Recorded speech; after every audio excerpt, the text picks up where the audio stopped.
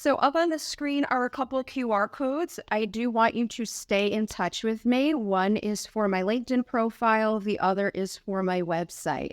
So I'm going to get ahead of the can we have the slides question and tell you the bad news is no, but the good news is I have written up a post with all of the appropriate citations for the studies I'm going to talk about. And that write-up is on my website under the blogs page. So in essence, you can get the content. So help yourselves that way. All right. I know a lot of you here. For those of you I don't know, I do like to be an interactive speaker. If you have questions, if you have comments, I want you to participate. I want this to be engaging because I find that to be the best way to make the knowledge stick. Is when you're engaging with it and even enjoying it. So a lot of the stats and studies I have are interesting. I think that they will be eye-opening. They're very fresh. They're very new. They're from 2021 all the way through 2024, which is pretty good for research because you usually don't get it until it's about a year old. So that being said, we will jump in. So what I want to cover in our session, and yes, I know you have places to be and things to do. I'm not going to keep you late. But what I do want to cover during our time together are these pieces here. The perceptions around HR and cost and the cutting of costs. Lots of numbers, interesting and new numbers, not old numbers. And I do want to talk about influence and persuasion. So I can arm you with information and studies here today, but you need to do something with it in a way that's impactful. So we'll spend some time on that, as well as the strategic investments to be made in your workforce.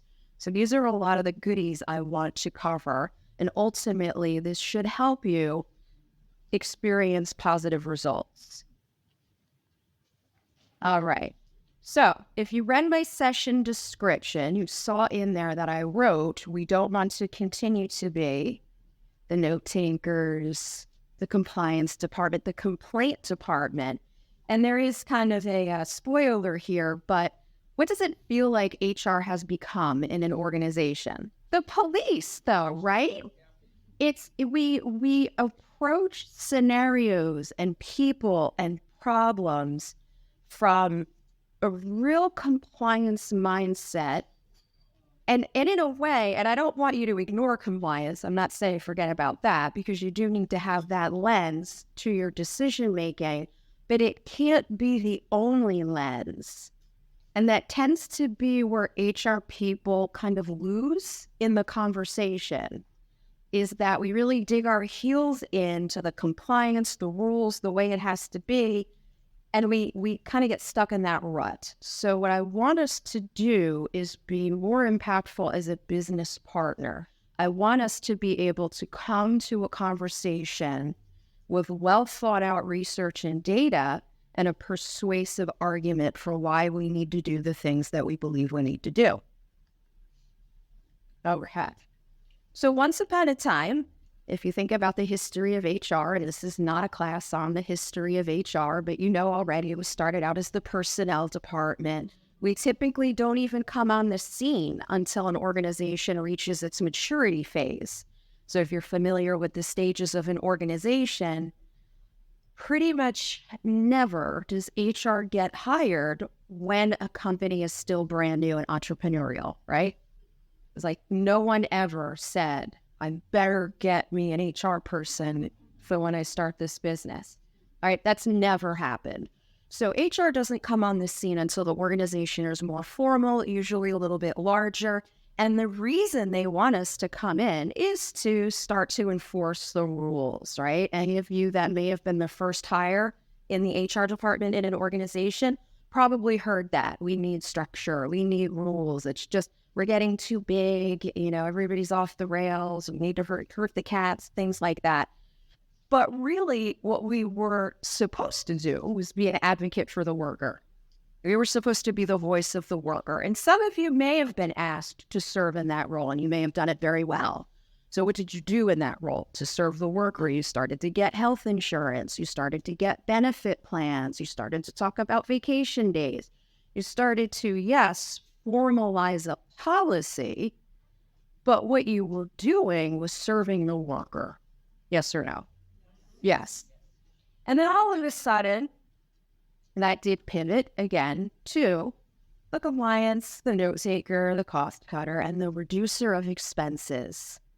So here's the problem with viewing the workforce as an expense to be cut. You represent that workforce. So what are you? An expense to be cut, right? So now we get put into that category as well, because remember, we weren't the first people there. We're usually not the revenue generators, unless you're an HR rep starting as an HR consultant with one of the payroll companies. It's a little bit different in that context. You are a revenue generator, but for the most part, we're not. So we end up shoehorned into this role of compliance expert. But then when things get really dicey, we call the lawyers, right? And then what do we become? The note taker, the file clerk, go get this, where's your note? And I'm not saying that you shouldn't do those things, but what I am suggesting is that compliance is the role of a particular function. The HR role is a different function, closely related. You're going to certainly be friends with each other and spend a lot of time together, but it's actually not your dedicated role. And if all of your time is spent there, there's a big gap. And we'll get into what the gap is. Cost cutting has a little downside. So we'll get a little academic here. There's the direct cost cutting. We're going to cut people. We're going to reduce healthcare costs. What about the indirect cost cutting? How many of you have been told to leave the role open? We just won't refill. How many of you have worked with leaders who are having a problematic worker and have heard the phrase, well, he's better than nobody? Can you imagine being with a better than nobody? But that's kind of an off to the side, but better than nobody. How many of you have been asked by a manager, are you going to approve my backfill? If I follow your process and document, and then we terminate, will you approve my backfill? And how many of you have already known that you can't? Right? So this is bad stuff. This really creates a negative environment. People have been doing more with less since 2008. It's not really working that well. And there's some really interesting findings around the costs, right? So when we make our business case to leaders that we need to rehire, we need to backfill, we need to train, kind of the pie in the sky is, morale will decline, but better for your argument is research. And again, you can go into the vlog. I have a lot of this cited for you. Layoffs in response to investor pressure lead to worst financial performance later. One of the problems there, beyond people being overworked who've stayed, is that then they can't recruit effectively, right? What happens when a job seeker Googles your company? They're going to see what happened there, that there were layoffs.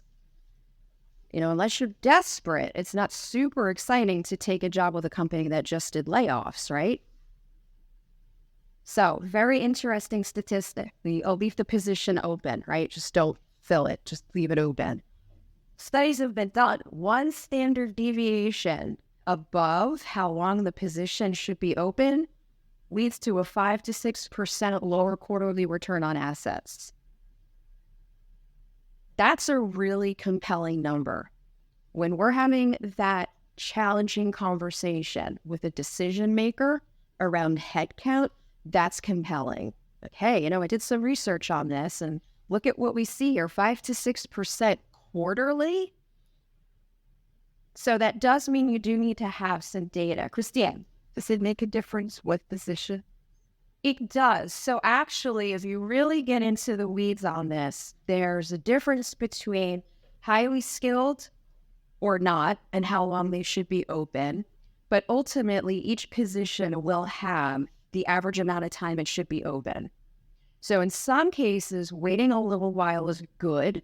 It's a favored approach. Your highly skilled positions, for example. You want to spend a little bit more time, but that time is factored into the average. So when you go beyond that, is when you have these diminished returns. So how many of you have experienced it's usually the finance person, the CFO, who is the first one to crush all of our good ideas, right? By asking who's going to pay for that. What's really interesting about the research I have advocating for hiring came from CFO.com. So I am going to share that in a minute. We have changed their minds because of these results. And this is new, right? So who remembers what happened over here a year ago? All right, the end of 2022, a year and a half ago. There's too much to pick from. All right, related to headcount. What did they do? Was your hand up? No. Layoffs. Did you know the layoffs? They had one big layoff and then they had more layoffs. In a period of 6 months, were you aware it resulted in a 25% reduction in their headcount? That's big. That's really big. What do you think they did 6 months after they cut all those people? Hired. Who were some of the people they hired? People they fired. Yes. Did you see, that doesn't make it to the news, right? What makes it to the news is this is shocking and scary. You know, they cut 25% of their workforce. That's terrifying, right? So all of you should be thankful for the role that you have. Yes? Very thankful. It was right.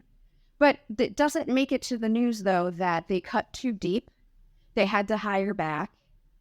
And guess what happened when they went out into the market to recruit people? Yep. They got people, but they really struggled because they had a very public headcount reduction. Why they have the headcount reduction? Cut costs, right? Where's headcount? So I'm going to pivot into test prep for a second, if you will. What's on the balance sheet? Little headcount. Headcount's on a balance sheet. You know, it's not on the balance sheet. We're going back here. That's not on the balance sheet. So we make drastic decisions in service of the balance sheet because that's what the shareholders look at. But we need to be really careful. So they damaged, amongst other reasons, they damaged their brand by making such deep cuts. They cut too deep. They needed to bring a lot of these people back. And yes, they did look at, when they were rehiring, people's performance, you know, overall their work ethic and employment history with the company. But again, for top talent in other companies that, of course, they wanted, it was harder to get them because people were very apprehensive. Why should I leave a good job to come to your company? I don't really know how stable you are. So I like the grabby names when I make my business cases and justifications, the ones that make people kind of look up and say, oh, I heard of them. Yeah. These are things that draw attention to the case that we're trying to make. So I would share that with you as a piece of advice when you're making a business case. You want things that are recognizable and compelling. And sometimes you do have to dig for it. All right. So we could just brainstorm this one. Why do businesses fail? Why do they fail? What happened? Lack of sales, revenue. Lack of planning. Planning, sure. People don't want to work. People don't want to work there. Yes, there have been, and I'm actually going to get into another compelling statistic about all the money we are not going to make, but could, if we had the right people working for us. That's for later, though. They forget about innovation. Absolutely. April, yell it out. But strategic planning, where they are inclusive, that they're including everyone, but file up like absolutely whole organization, not just a decision. Yes. So most of what actually every answer in this room related to people. I didn't hear anything that didn't relate to people. So do you recognize these brands? Do you recognize? All right, the top, I actually had somebody reach out to me and ask, what's the one in the top right? It's MySpace. Oh my, Click on it. Okay. April. They're all out of business. Yes. Now, in some cases, you may see that these brands are still in business. They're not still in business. Overstock bought the IP for Bed Bath & Beyond. There is a new little fun Pan Am journey, by the way, for $60,000 you could take. It's like a boutique travel agency stopping at all the hot spots around the world, but it's not Pan Am as it was. So in some instances, you'll still see these brands, but these are not the original people. This is somebody else that bought the IP. One of these, Pan Am, was on a building in New York City. Toys R Us, absolutely. There was a lot of great information. Circuit City has been researched and determined that a direct contributor to their failure was that they were not listening to the suggestions of the frontline salespeople. Customers were coming in and were saying things like, I bought this from you, but I don't know how to work it. Can you teach me how to work it? And the salespeople were busy selling. So they kept sharing the feedback. We have a problem here. We can't sell because our previous sales are coming in and they're eating up all of our time. So what did their leadership do with that feedback? Nothing. Yes, you're absolutely right. They did nothing. So who's their competitor that's still around and well today? Best Buy. What did Best Buy do? They bought Geek Squad. They're thriving. So this has been researched and determined. That was the leading contributing fact to Circuit City failure. They were also spending too much time and money on warehousing. If you ever shopped there, you had to get a ticket. Do you remember this? You would get the ticket. They would ring you up, you'd drive your car somewhere, and they would wheel the thing out to your car. This was taking up a lot of time, a lot of space, and they just weren't listening to anyone's feedback. They didn't care. They were thriving, they were doing well, and they didn't make a pivot. So, yes, the correct answer is they all failed. And again, it's around people-related reasons. All right, this would be a real in the weeds if you knew the answer to this question. What does the 52% represent? The theme is failure. No, not startups. If you were to look at the Fortune 500 list from the year 2000, 52% of the companies on that list have gone bankrupt. I know you wanted to pick me up before lunch, but it's true. If you pull the Fortune 500 list from the year 2000, 52%, more than half of them, have gone bankrupt. Even if we were to think about or peel back the layers and say, oh, well, the product wasn't relevant, I'm telling you, there were people speaking up about this. I worked at a company that had a global footprint for sending telegrams. We don't do that anymore. The company pivoted to a new line of business. Instead of sending telegrams, now they send money. They're alive and well, leveraging the footprint and the brand that was already in place. So sometimes we do need to make big moves. Sometimes the product isn't relevant anymore. But if we listen to our people and leverage a successful strategy, I think it was April who shouted out strategy earlier, we can survive and thrive. All right. So this is another fun one. Right now, today, who do the CEOs prioritize? The shareholders or the employees? No. I know. Right now, today, they're prioritizing the employees. So, and I'll get to the why. Well, I'll just tell you the why. It's because they know that the employees are the ones that are producing. And producing and thriving results in a shareholder value. So they're pivoting now because we're in a war for talent. I'll get a little bit more specific about that in a second. But this is what our leaders think, though. So in the bright pink is what they think, and in the light pink is how it is. So leaders believe that employees are financially healthy. 83% of leaders think this. Our employees are financially healthy. Only 55% of employees agree with that. In fact, if you read my article, I go into explain the 45% are so concerned that they're actually distracted from doing the work that you're paying them to do because they are worried about themselves and their families. And then the other piece that leaders do believe is that we have advancement opportunities here. But largely, employees do not agree. They don't see them. They don't experience them. SHRM research recently showed that only 1% of employees are moving laterally in an organization. So where are the opportunities that everybody thinks are there? Can't find them, right? All right. So getting us back to why today are the majority of CEOs prioritizing employees first? Well, because we can't find them. Now, isn't it weird that it's easier to find a better job at another company? Right? Do we agree that that's a true statement? It's easier to find a better job at another company. Okay, we agree that's true. Does that even make any sense? While we're simultaneously looking for top talent in our organizations, there's an enormous miss here. Right? While we're saying we need better talent, we need more highly skilled workers, the ones we have are going somewhere else. So again, cutting the costs is not going to do it. So this is a 2022 survey. I do have this footnoted in the article. 77% of C-suite executives identify hiring as a critical requirement to achieving organizational growth.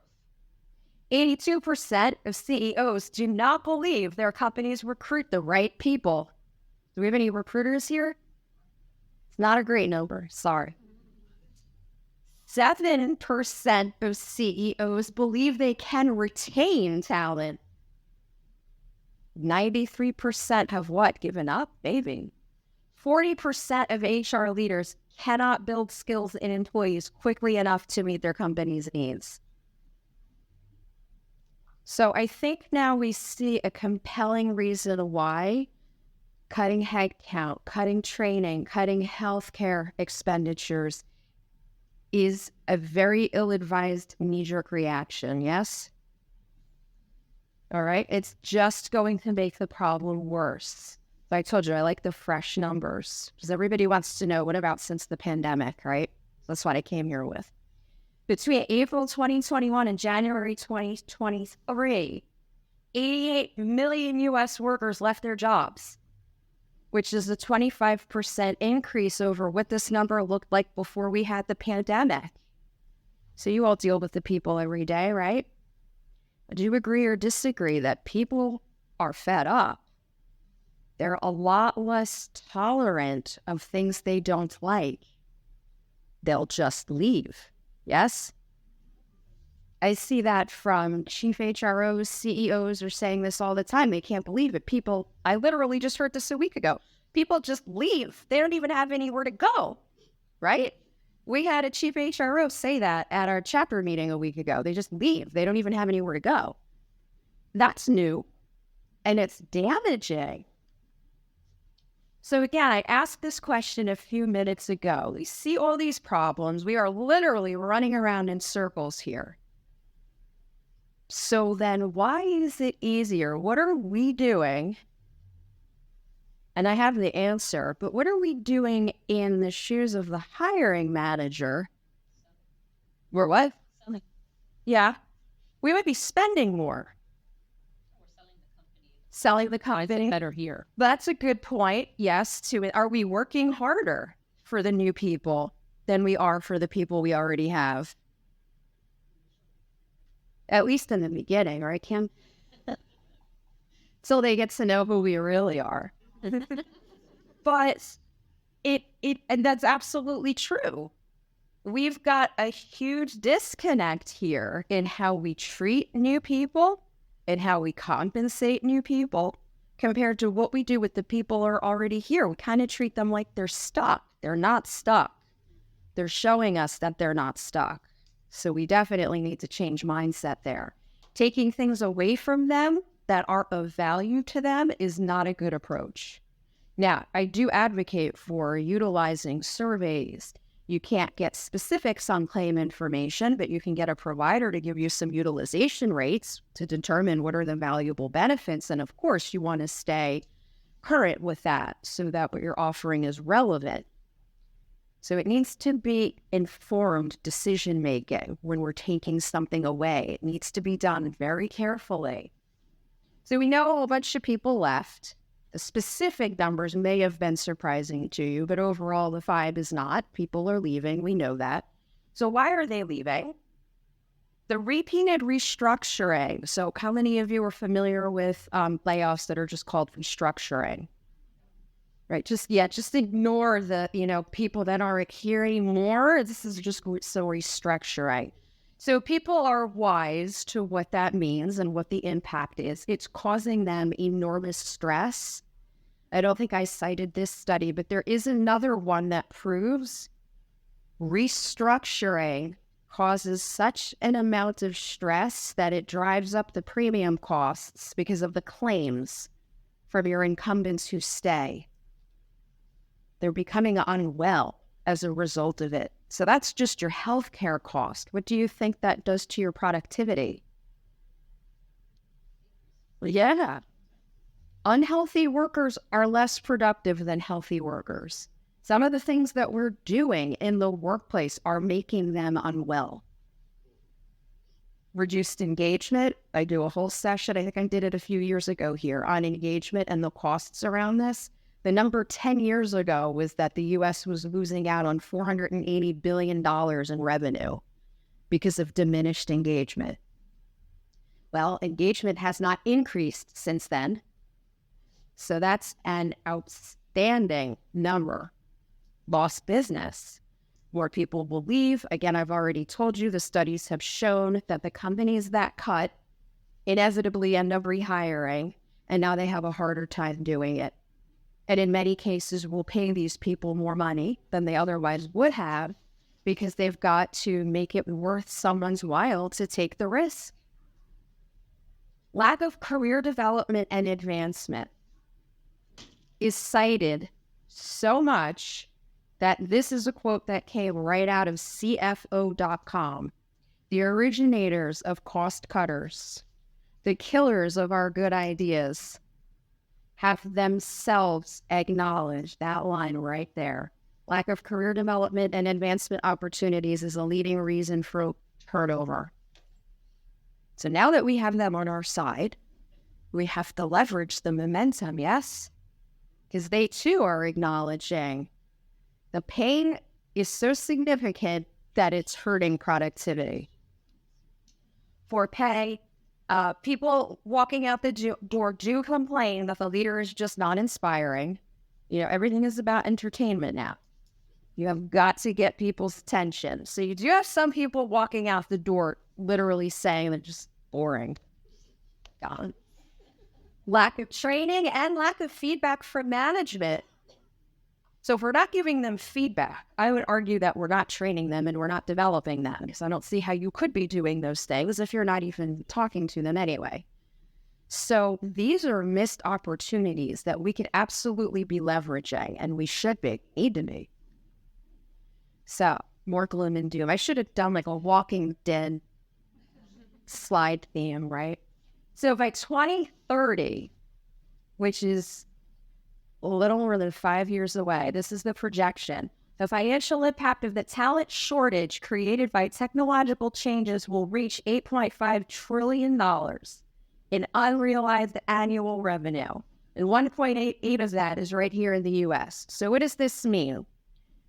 Because remember, didn't you think AI was going to take your job? Like a robot could do what I do, right? It's actually not true, right? For the most part, a robot's probably not going to take your job, but what it is going to do is absorb busy work. AI will absorb busy work. AI will make things easier. What that means is we will have more opportunities to be more productive and more profitable. And apparently we're going to miss a lot of them because we will not have the people who can do the work. So this is probably not quite what you were expecting to hear. AI is going to enable us to level up, but we're not going to be there to do it. So that's alarming. That's depressing. That's a lot of money, right? All right. So getting back to basics. Again, nice, fresh May 2024. Yeah, the May-June 2024 issue of Harvard Business Review. Thank you very much. Peter Capelli, are you familiar with that person, thought leader? This is what he says. HR needs to return to its traditional role of taking care of employees. It must play a lead role in persuading top management to treat employees better and to change company policies on paying, training, layoffs, vacancies, outsourcing, and restructuring. Now, I gave you a lot of information. I'm going to give you more information. A key piece on really persuading and influencing people is how you're going to deliver it.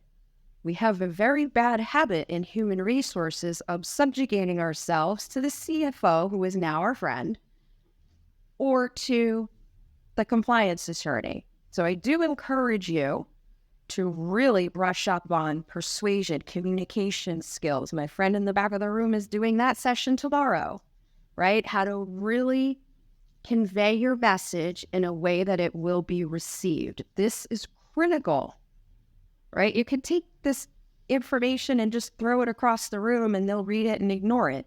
You've got to really be persuasive around it. How many of you enjoy doing research? Got to get a little, yeah, good. You need it. You need the content to make your case. Kim? I think I'm thinking about this in the roll-up communication, but also in the little down, the cascade down too, in terms of like their technology.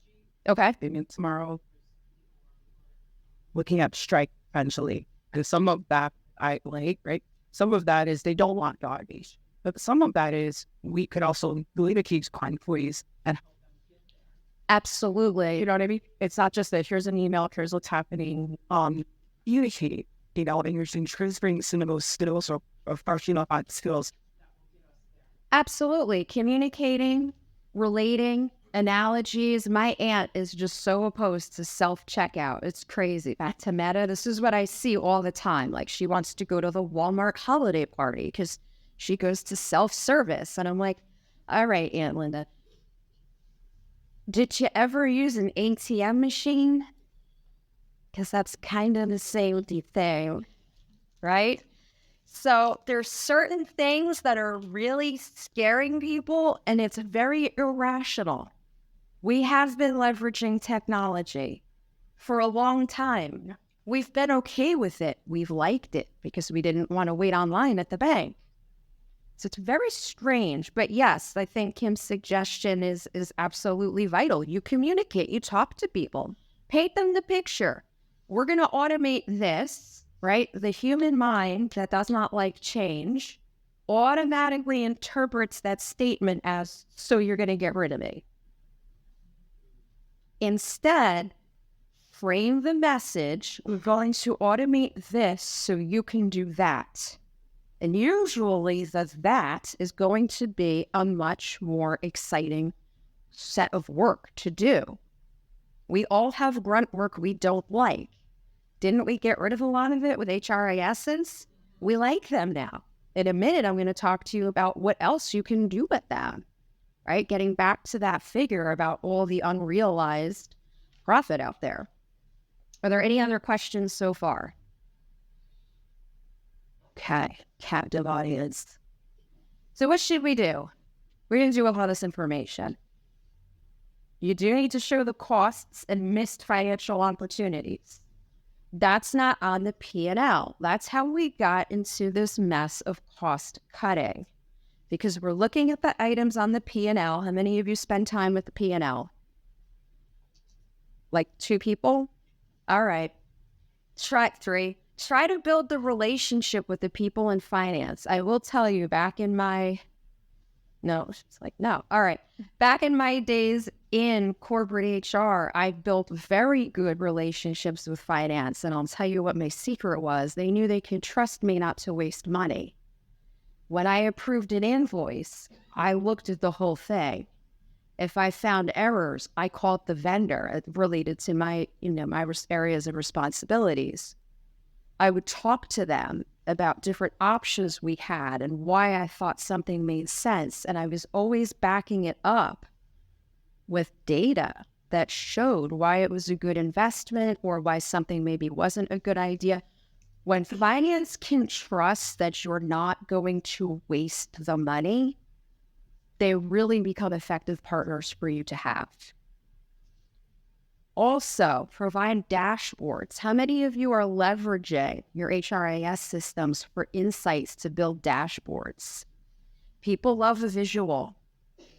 Even when I do just the slide design, there's only so many straight PowerPoint with the dots and the words I can put here before I will lose you. That's why I add in icons, images, pictures. Executives, decision makers, they're the same people that we are, right? You got to give them the visual. They love the dashboards. So on your to-do list, your digital platforms, your sophisticated tools, data-driven approaches, it's probably already available to you somewhere within your HRIS or whatever vendor system you're using. They can probably generate a lot more information for you than you're already accessing.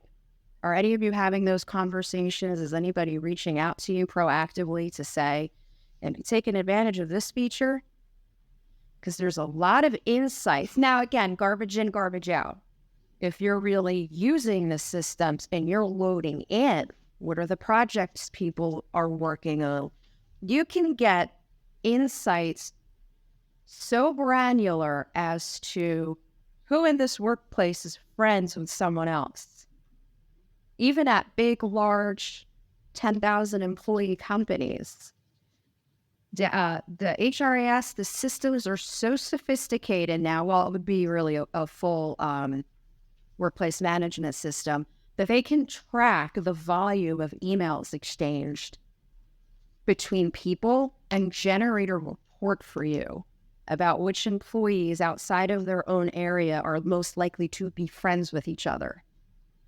So there's a lot you can do with that. Now, that's evidence you would present during a headcount reduction conversation.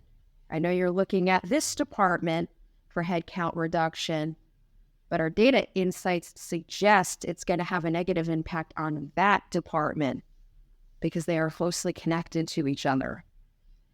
This is all the insight that's valuable. This is an example of lost productivity we're not going to tap into because we don't have a person doing that, right? So it's an example of data that's available, but no person to leverage it. That's just one example. So get your data from your vendors, from yourself, know people, meet people, communicate with people. But you can use AI and predictive analytics to really give you a lot of valuable information. So my favorite back to basics question is, what is human resources? Whom do we work for? Who do you work for? Oh, you do work for the people. And the people work for the business. Who does the business work for? The customers. Yes, the business works for the customers. Yes, and if you're a not-for-profit, are there any not-for-profits here? Okay, so you serve constituents. So you're not necessarily generating value in the form of money, but you're generating value in the form of constituents served. So we'll still call the constituents your customers. How many HR people have ever said this? I teach MBA classes, and they know that I'm in human resources. And I had a student say to me, she was an A student, an honor student. She didn't get called back for an interview. And we're kind of talking through, well, what happened? She's like, well, there's one question that, I don't know.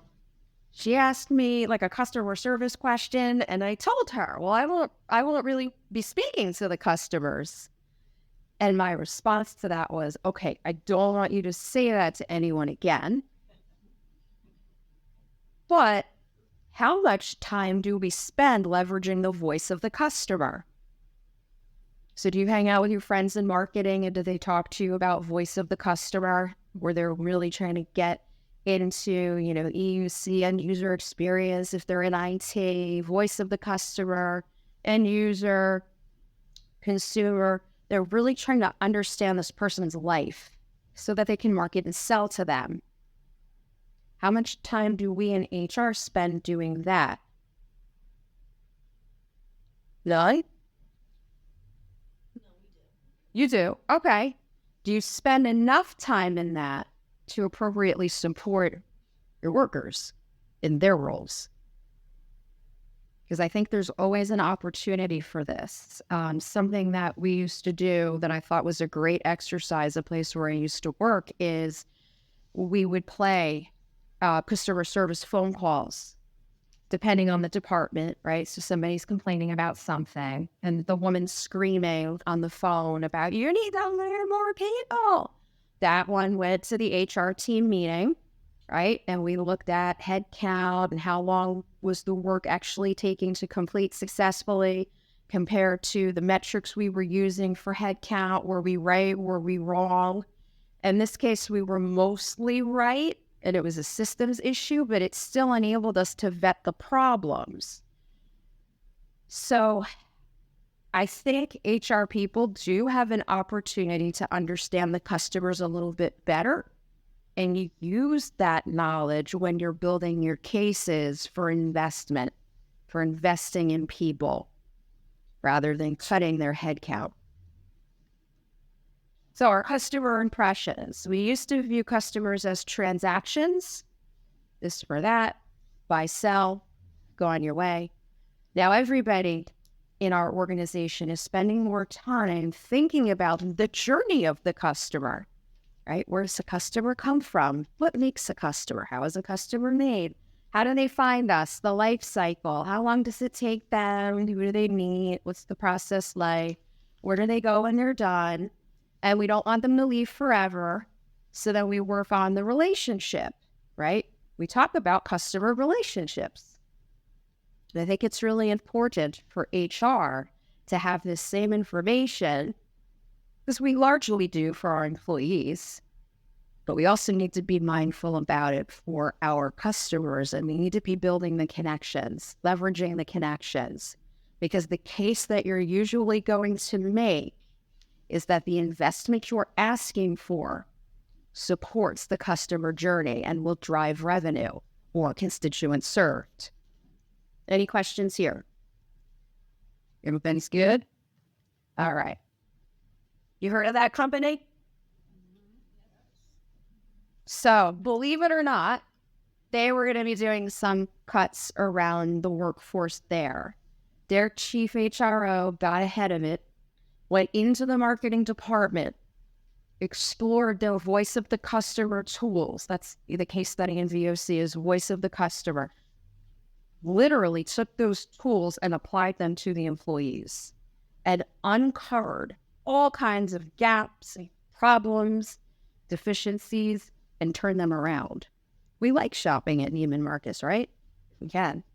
We, at a minimum, we like walking through the store, don't we? Like to park by Neiman Marcus for sure. So they're doing something effectively, yes? They've got the right people. They're providing an amazing experience, and they know it. You cannot provide that experience without having top talent in those stores and running those stores.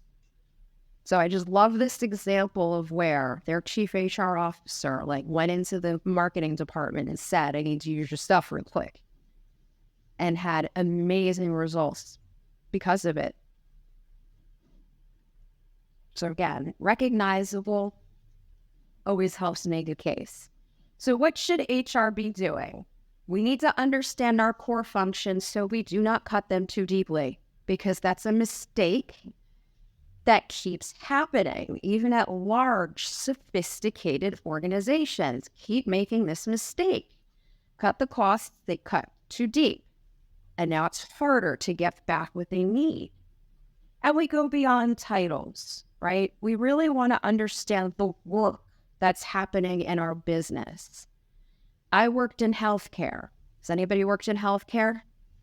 Okay, so physicians are worshipped, yes.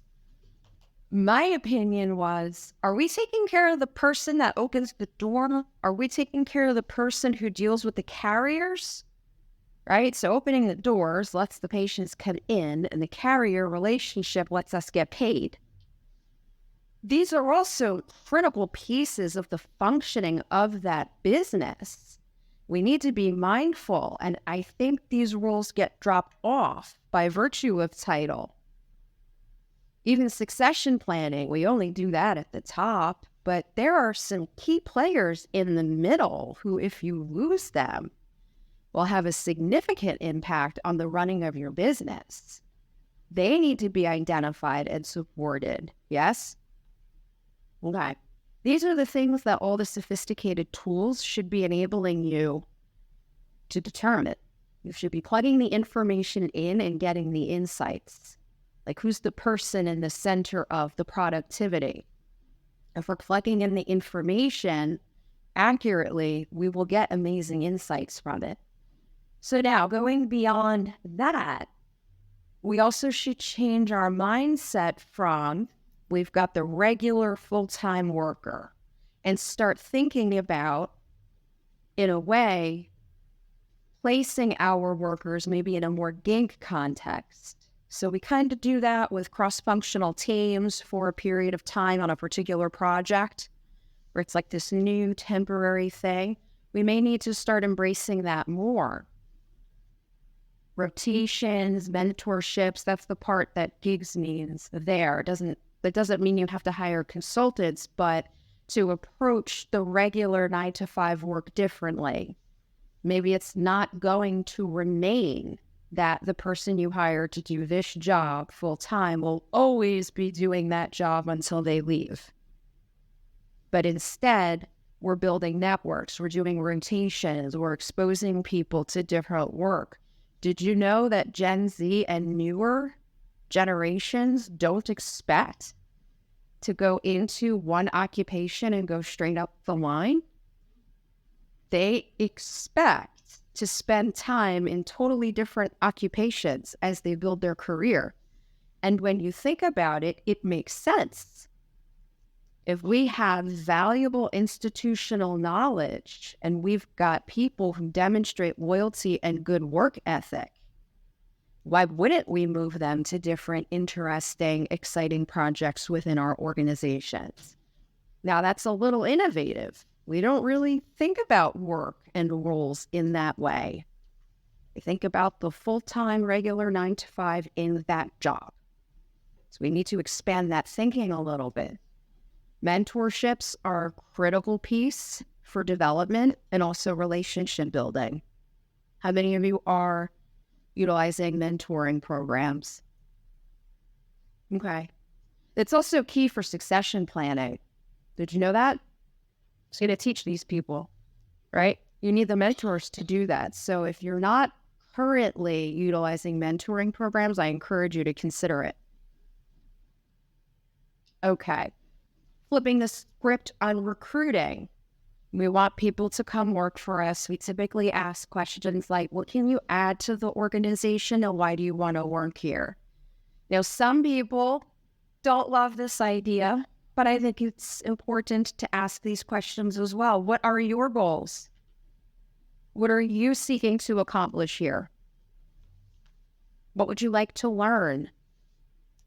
We tend to view our applicants as people who should just come right out of a box, right? And we're asking them, what can you do for us? That's fair, you can ask that.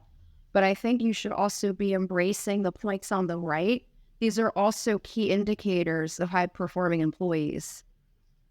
People who are excited about learning make up the majority of high-performing workers. So they should be able to tell you what they would like to learn. Kim? I actually heard somebody just said to me that they asked this question, and it was pretty great. Then they said, how do you feel about looking outside of your jobs? I love that. Okay, wow. Because we want them to now.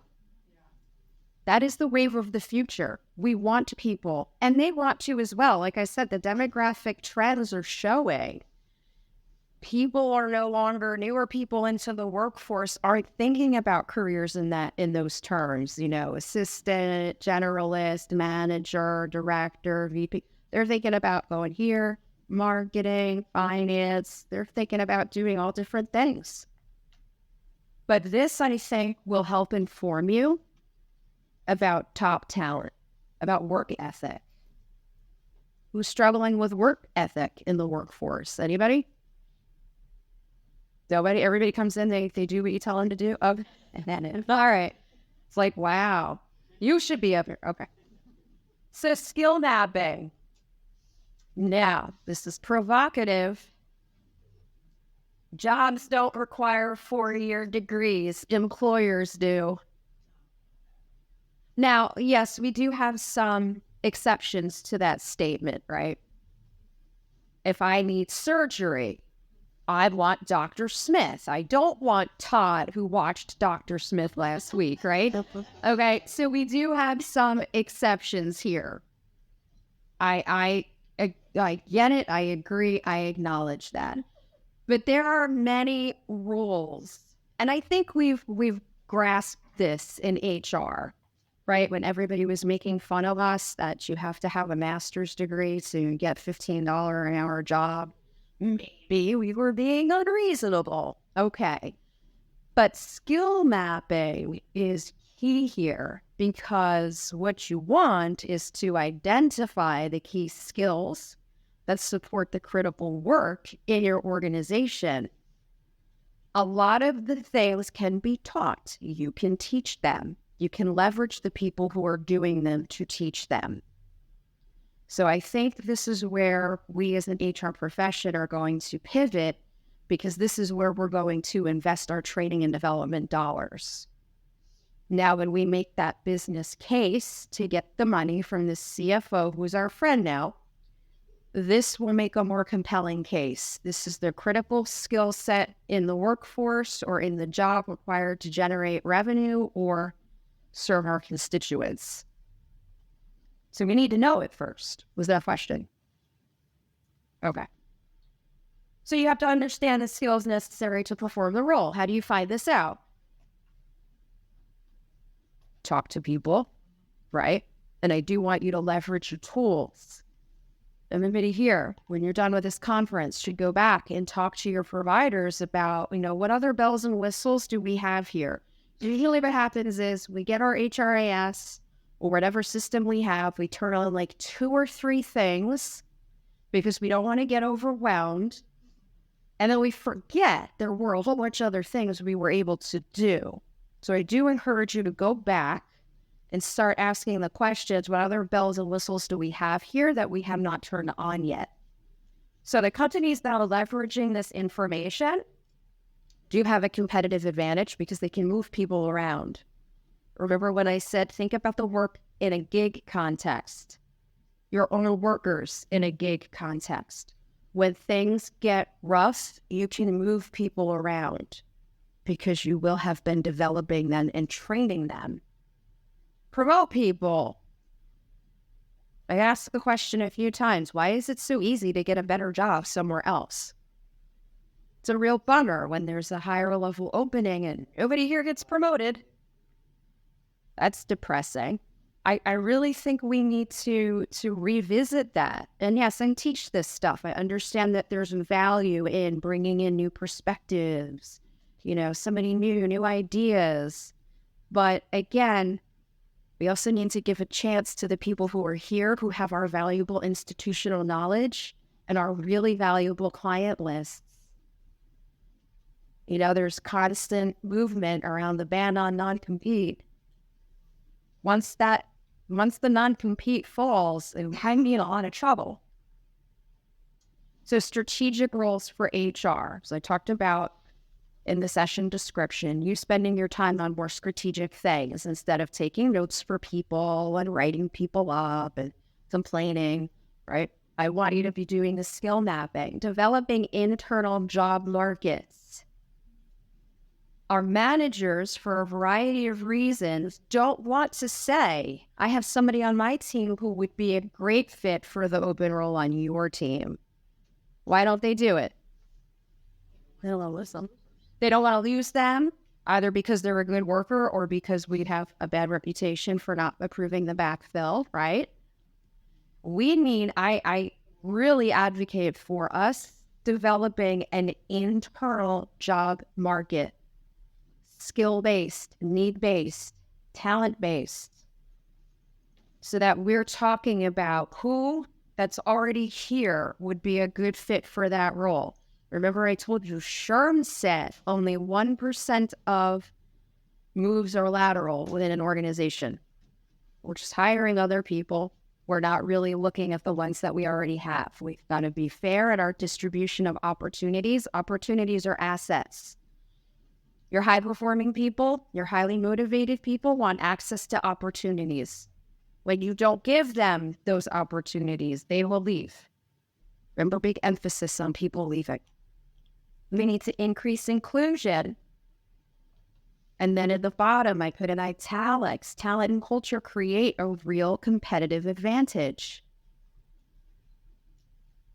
Listening to people. Again, thinking about Best Buy versus Circuit City. Like the same business, right? One flopped, one thrived. So your focus of strategic planning, so kind of pie in the sky. There's really two types of strategic planning you would be doing. One is goal-based. We want to do this thing.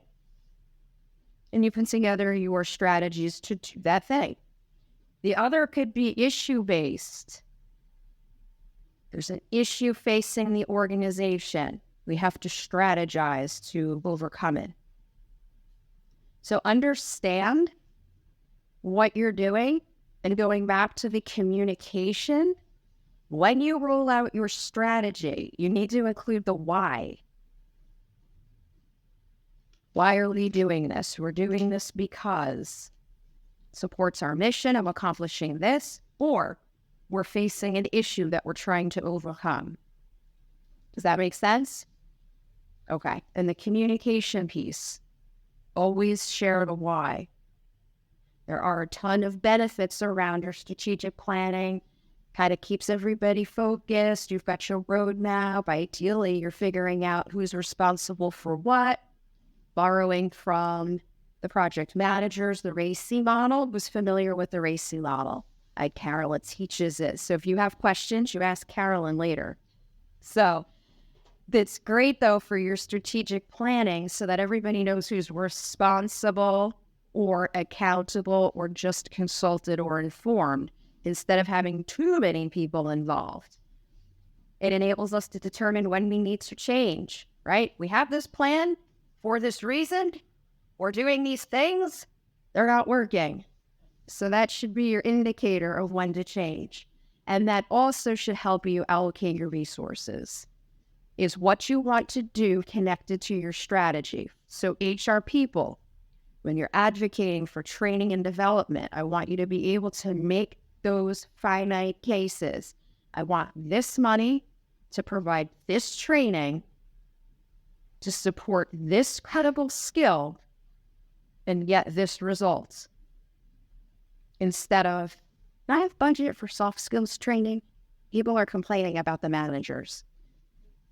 That's hard to approve. But when you get very finite and specific and you connect it to the strategy, I think you will have a really much better results.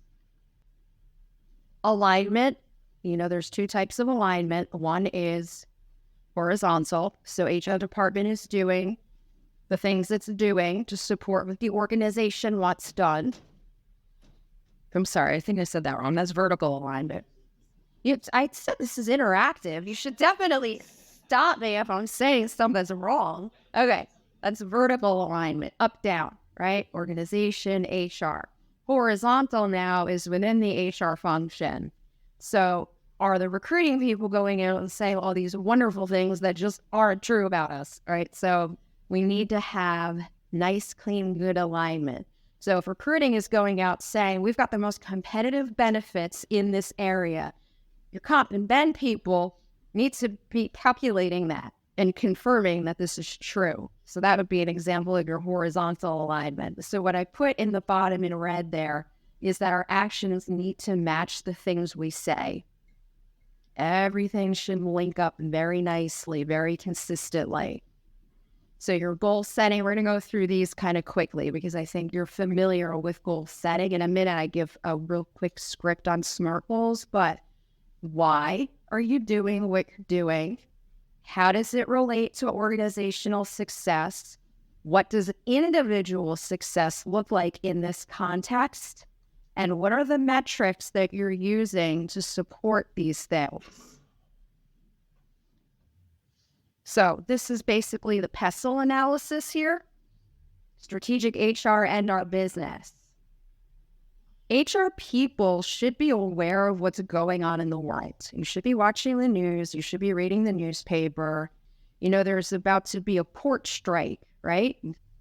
Are you thinking about how that could impact your business? I'm close friends with a family. Mom and dad, both, they own this business. They're seafood importers. I mean, that's about to be really bad for these people. That might be really bad for their workers. Now, this is an extreme example, but you should be giving thought to and partnering with people. What are we going to do if this port strike happens? How is this going to impact our business? What are our plans so that we can continue to thrive beyond that? Or maybe you'll be a survival mode. You might be.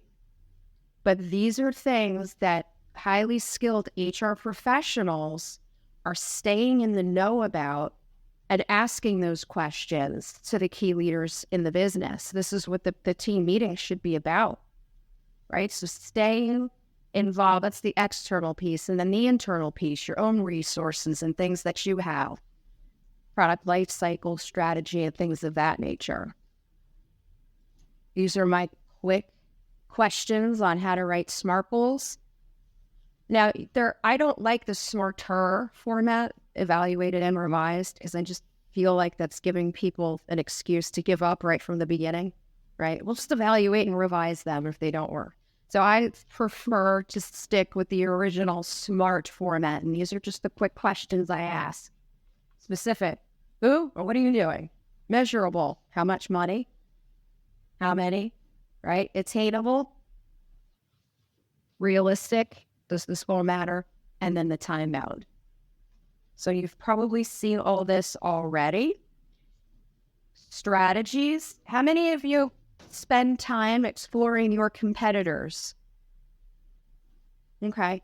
Right. And that's, you have to be careful because, you know, the law doesn't like that. But it is important to be mindful of what else is out there.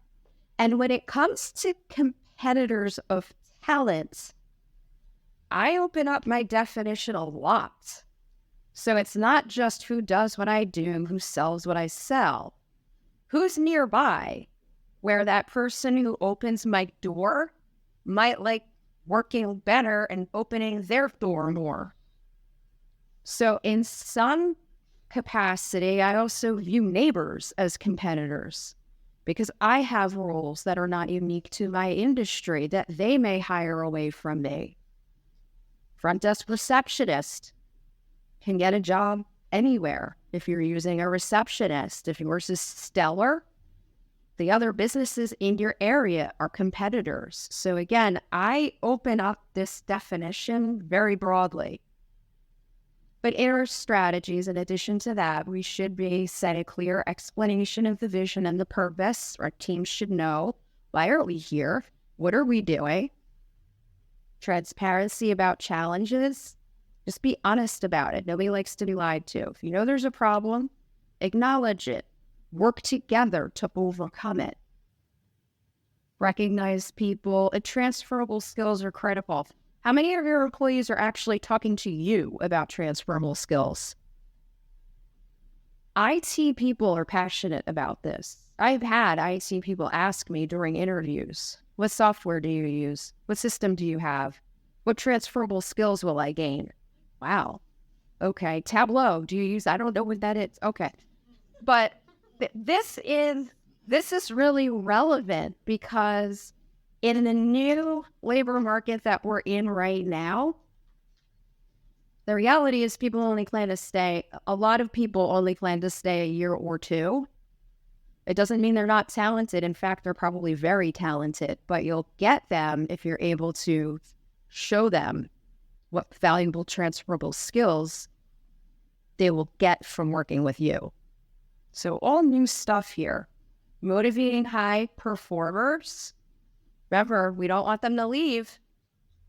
Remember? We don't want them to leave. So some of the things you can look at are, what are typical engagers of high performers? Connections, people that they work with, flexibility, growth, purpose, and well-being. They look at your company. How do you rank on these? Start thinking about the competitors. Build out this sheet. This should help you determine who's an at-risk worker. Remember, the numbers were terrible, right? Yes, they were. They were bad. So you want to try to get ahead of that so that you can motivate and retain people.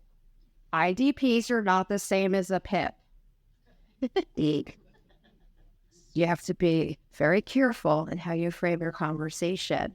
That you know your HR, you cannot just call someone in and give them a piece of paper. That's traumatizing. You have to explain the purpose. We view you as a highly talented employee, a high performer here.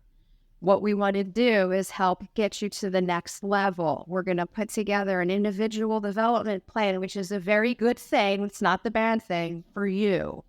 You will partner with them.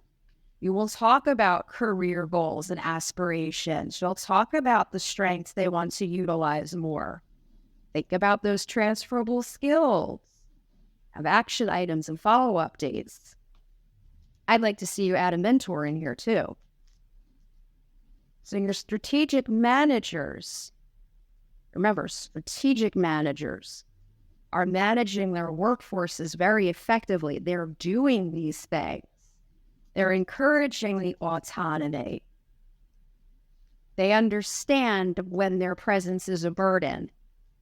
Yes, if a manager comes in and sits down in a meeting, everybody's going to start deferring to the manager. So they understand how their influence impacts the setting, and they use it very carefully, and they invite feedback. Remember I said before, one of the reasons that people just quit is because people don't give them feedback. Strategic managers are also inviting feedback. So feedback should be a part of the culture. And then evaluating metrics that matter. So recruiters, remember when we used to just measure days to fill? Do you remember that? That was it. That was the metric for recruiting, days to fill. And then why did we stop doing that? We'd just hire anyone, right? And then people got mad at us. And we'd be like, no, but our metrics are great. They'd say, you need to change the metrics because people are awful. So we need to really be mindful about the metrics that matter. Anybody here do call center work? Remember, we used to do average call time. How many of you in your capacity of customer have ever been hung up on when you weren't done yet? So those people are still being measured by average call time. Like, oh yeah, I'm so great. I'm so glad I helped you out today. Goodbye. I wasn't done. What? So we pivoted away from those time and speed metrics because people were just doing junk work, if work at all. And now we've moved into, instead of the average call time, now you're all always asked, have I successfully resolved all of your issues today? Right? So that's successful completion.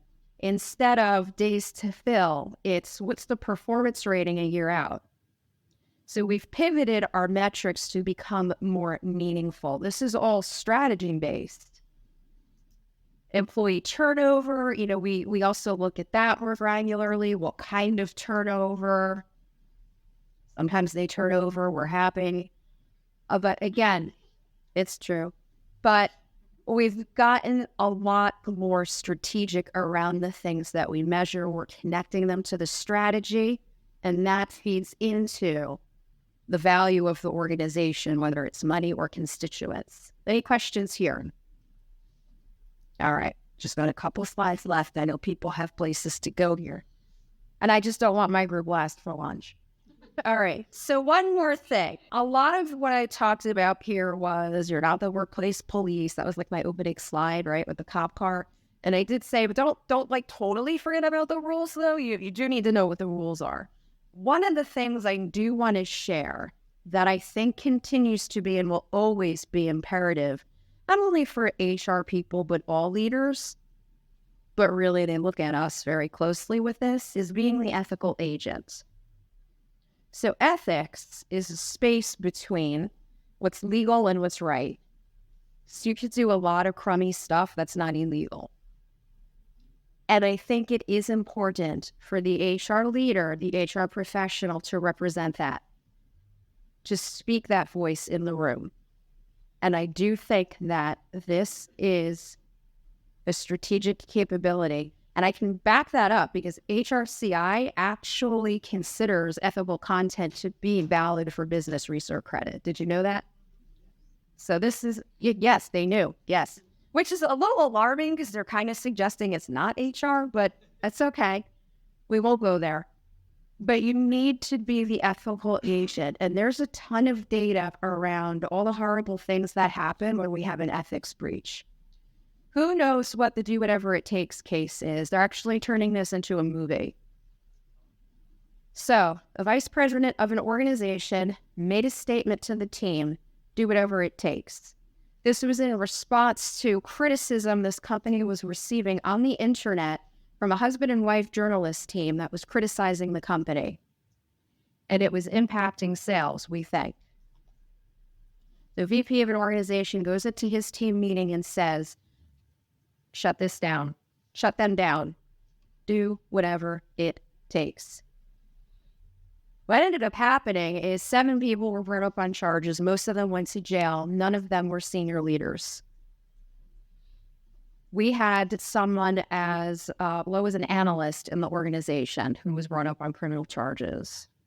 What was the name of the company that you've all heard of? It is an online auction company called eBay.